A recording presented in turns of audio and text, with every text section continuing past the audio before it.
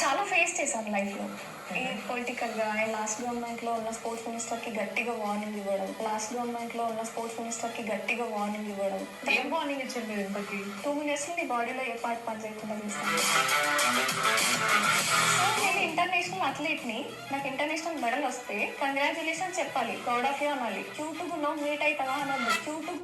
ఈవిడ అథ్లెట్ తక్కెడపల్లి ప్రతిభ. ఈవిడ్ని last government sport minister అంటే శ్రీనివాస్ గౌడ్.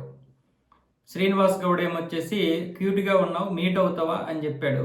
అంతేగాని కంగ్రాచులేషన్ చెప్పాలి, శుభాకాంక్షలు చెప్పాలి, నువ్వు రాష్ట్రానికి మంచి పేరు తీసుకొచ్చావు, దేశానికి మంచి పేరు తీసుకొచ్చావు అని చెప్పాల్సింది పోయి, పొగడాల్సింది పోయి, ప్రశంసించాల్సింది పోయి, క్యూట్గా ఉన్నావు మీట్ అవుతావా అని ఒక స్పోర్ట్ మినిస్టర్ అలా బిహేవ్ చేస్తాడా?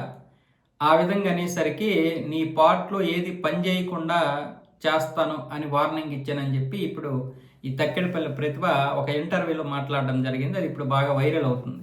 అంటే చాలామంది బహుశా లాస్ట్ మినిస్టర్ ఎవరు అంటే ఈవిడ డైరెక్ట్గా చెప్పకపోయినా శ్రీనివాస్ గౌడే చేశాడు.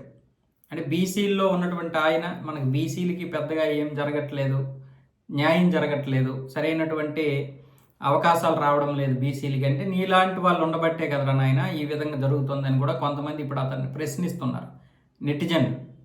మరి అయినా సరే ఇంకా రాజకీయ నాయకులకి ఇంకా బుద్ధి రాకపోతే ఏం చేస్తాం? ఈ విధంగా చెప్పడం ఒక విధంగా మంచిది. ఇలా చెప్పడం వల్ల మనం ఎప్పుడు తప్పు చేసినా సరే దొరికిపోతాము, ఈరోజు కాకపోయినా రేపైనా దొరికిపోతాం అన్న భయం అయితే ఈ యొక్క రాజకీయ నాయకుల్లో వస్తుంది. కాబట్టి ఈవిడ చెప్పినటువంటిది చాలా మంచిది. ఇది బయట ప్రపంచానికి తెలిస్తేనే మిగతా రాజకీయ నాయకులు కూడా జాగ్రత్త పడతారు.